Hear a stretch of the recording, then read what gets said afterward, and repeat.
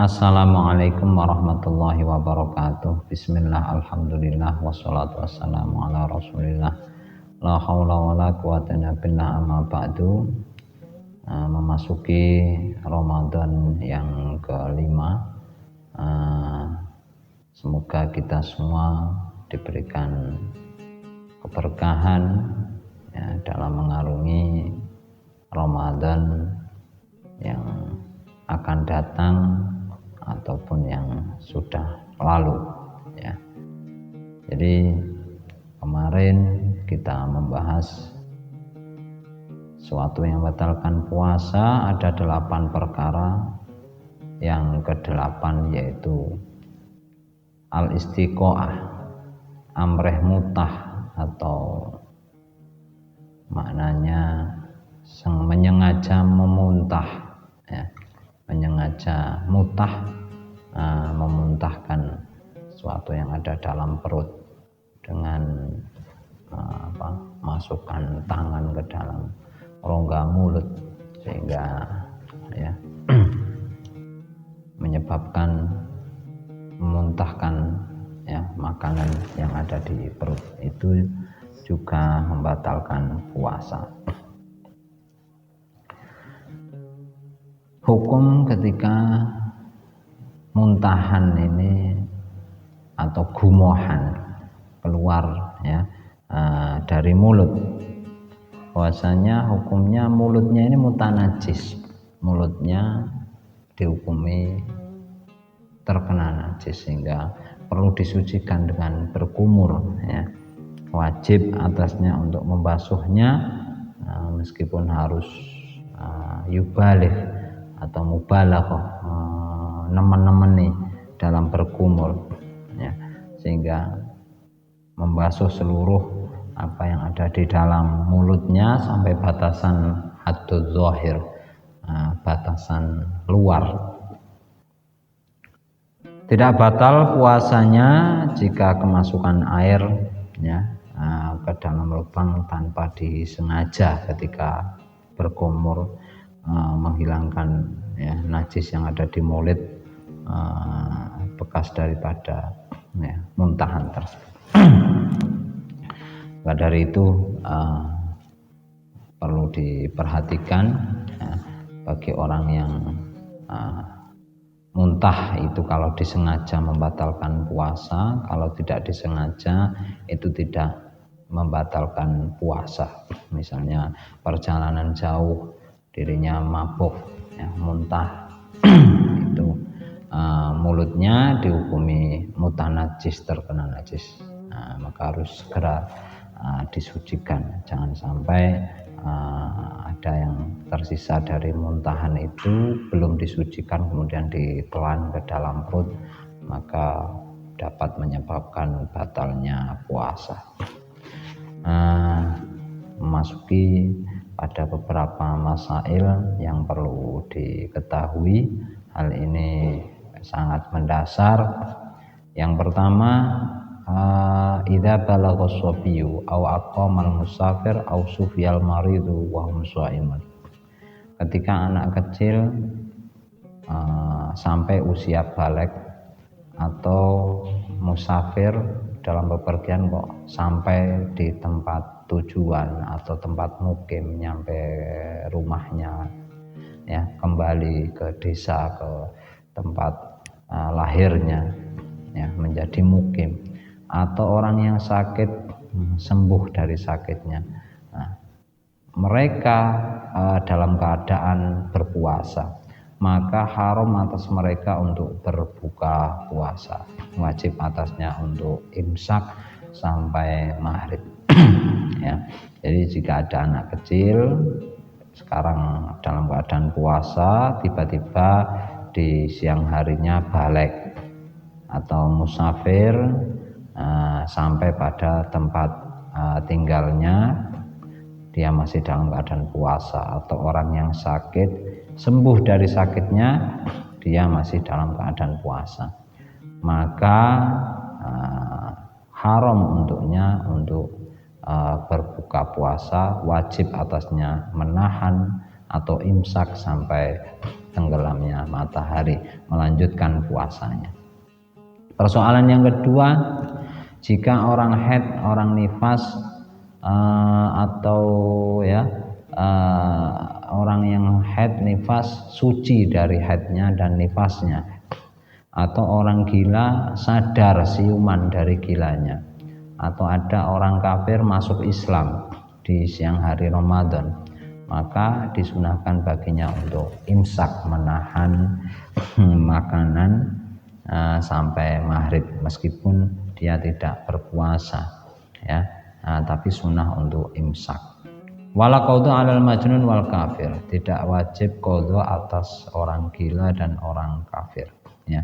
Saya ulangi persoalan yang nomor 2, misal ya ada orang haid kemudian suci ya di siang hari, orang nifas suci di siang hari Ramadan. Bagaimana hukumnya? Disunahkan ya baginya untuk al-imsak, menahan dari suatu yang membatalkan puasa, seolah-olah dia puasa tapi tidak berpuasa. Sunnah untuk menahan sampai tenggelamnya matahari. Yang ketiga, al-murtad yajibu alaihi qadha ma fatau minas syam asna ariddati walau junna fi asnaiha. Orang yang keluar dari Islam murtad ketika ya dia murtad kemudian kembali masuk Islam, maka wajib mengqadha hari-hari di mana ia murtad ya. Meskipun di tengah-tengah murtadnya itu gila, karena taghlidun lahum. Hal ini kanggo ngabotake untuk efek jera bagi orang yang melakukan kemurtadan ya. Yang selanjutnya ada persoalan minal khota'il fahis, termasuk kesalahan besar yang terjadi pada kebanyakan orang, yaitu ketika mereka mendengarkan azan subuh mereka menyegerakan untuk minum ya, berkeyakinan bahwasanya hal itu diperbolehkan selagi orang yang azan ini masih azan. Hal itu tidak boleh ya. Siapa yang melakukan hal itu maka batal puasanya, atasnya qadha jika puasanya itu adalah puasa fardu. Karena seorang muadzin itu tidak melakukan dalam azan kecuali setelah terbitnya fajar. Sehingga jika minum di tengah-tengah azan, maka ia telah minum di waktu fajar, udah masuk subuh. Kullu dzalika bisa babil jahl, hal itu karena disebabkan kebodohannya, sehingga tidak ada seorang pun dari imam yang membolehkannya atau yang menyatakan bahwasanya hal itu tidak membatalkan puasa ya. Perlu diingat, ini para perokok ya, pemuda ya, yang masih di saat imsak kok masih merokok, kemudian sirine aba-aba, waktu yang menunjukkan masuknya fajar, masuknya atau terbitnya fajar, masuknya waktu subuh, ini hendaknya segera ya untuk mematikan rokoknya, atau jangan makan dan minum sebelum waktu adzan tiba, sekira ya seperempat jam yang cukup untuk membaca Al-Quran 50 ayat. Jadi imsak itu hukumnya sunnah ya, imsak itu hukumnya sunnah. Kalau tidak imsak, waktu imsak itu 15 menit sebelum terbit fajar ya. Asal benar-benar sebelum terbitnya fajar sudah berhenti dari makan, minum atau merokok, maka sah puasanya. Kalau sudah adzan kok masih lanjut ngerokoknya, masih lanjut minumnya, ini membatalkan puasa. Oke. Yang selanjutnya, idza mata sahsu wa ali qada'u shaumin min Ramadan au kafarah wa qad tamakkana minhu wa lam yaklihi. Jika ada seorang meninggal dunia, dia mempunyai tanggungan qada puasa Ramadan atau punya tanggungan puasa kafaroh. Padahal dia sudah mungkin mempunyai waktu untuk yang memungkinkan untuk mengkodonya, tapi tidak mengkodo. Maka dalam hal ini wali-walinya, ya, orang tuanya atau orang yang punya hubungan kerabat boleh berpuasa untuknya sebagai kodok, ya. Atau mengeluarkan untuk setiap harinya 1 mud, ya. Hal ini banyak sekali terjadi ketika ada orang meninggal punya tanggungan puasa, tidak menyampaikan punya hutang puasa.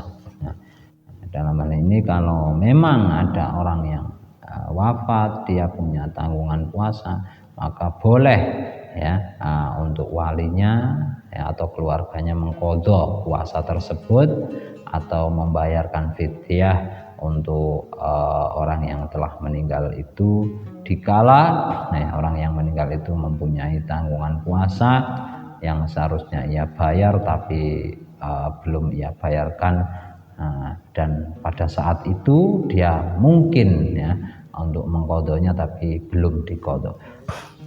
Selanjutnya, ya juzu fi shaumin nafli ayuftira walau biduni udrin. Boleh di dalam puasa sunnah itu berbuka puasa meskipun tanpa adanya udur.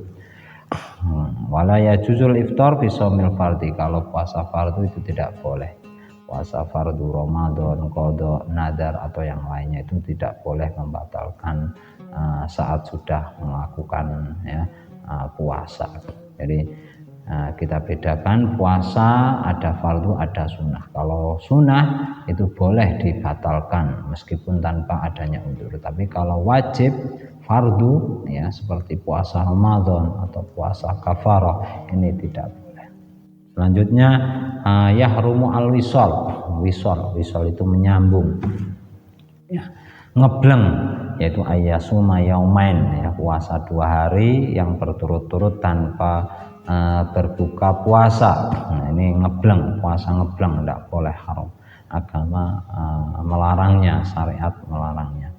Yang selanjutnya yajibu qada usaumil fardhi alal far in aftara bi ghairi udrin.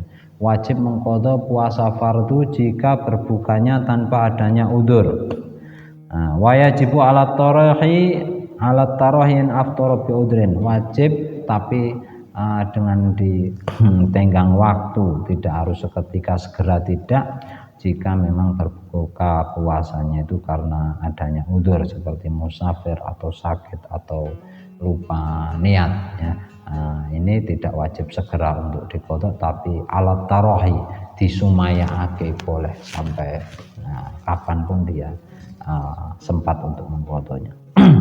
Yang terakhir ada jika melihat shaiman yakul, orang yang berpuasa sedang makan. Kamu kok tahu melihat ada orang berpuasa kok makan di tengah hari. Fa in kana dhahiru halihi taqwa, jika orang yang berpuasa itu dalam dohirnya terlihat ia orang yang bertakwa, maka sunnah untuk mengingatkannya. Kelalen ya puasa, ya, diingatkan, itu sunnah. Tapi wa in kana dhahiru halihi tahawun, jika dohirnya terlihat ia gegampang, ya, ngremehake dengan perintah Allah, maka wajib untuk mengingatkannya, ya.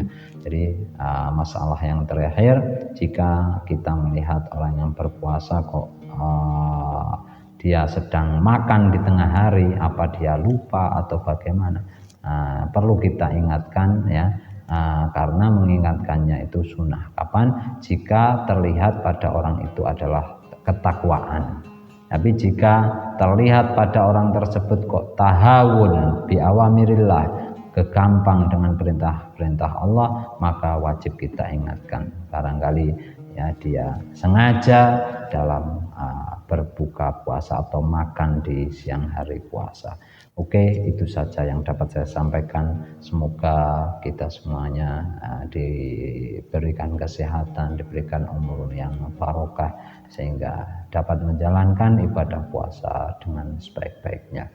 Jangan lupa bahagia. Assalamualaikum warahmatullahi wabarakatuh.